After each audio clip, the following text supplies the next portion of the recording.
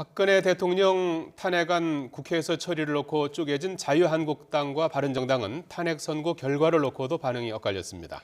두 당 모두 두 달 앞으로 다가온 대선에서 야권과 승부를 겨루기에는 시간이나 인물 면에서 역부족이라는 분석도 나오는 가운데 바른정당은 지도부 총사퇴로 승부수를 던졌습니다. 전준영 기자입니다.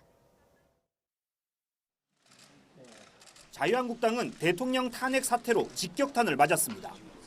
여당이라는 입장 때문에 대통령 탄핵이 확정되기 전까지 대선 경선 준비조차 제대로 진행하지 못했기 때문입니다. 황교안 대통령 권한대행과 홍준표 경남지사, 김태호 전 최고위원 등 잠재적 대선 주자들에게 기대를 걸고 있지만 유력 야권 주자에 맞설 인물도 경선 흥행몰이를 위한 시간도 부족한 게 사실입니다.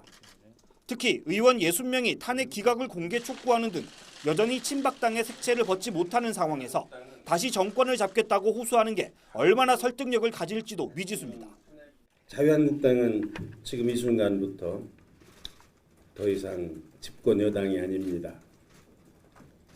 그러나 이제 공당으로서 헌법과 민주주의의 엄중한 가치를 받들고 탄핵 기각 시 국회의원 전원 사퇴를 결의했던 바른정당은 일단 한숨 돌린 분위기입니다.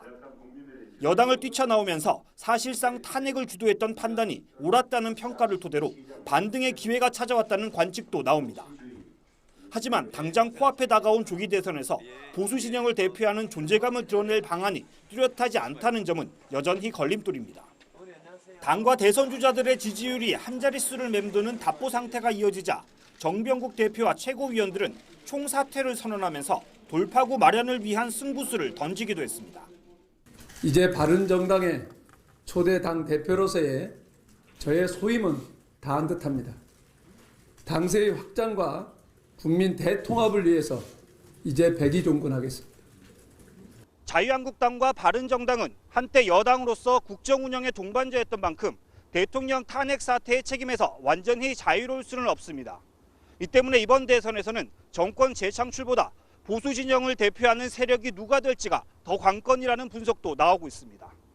YTN 전준영입니다.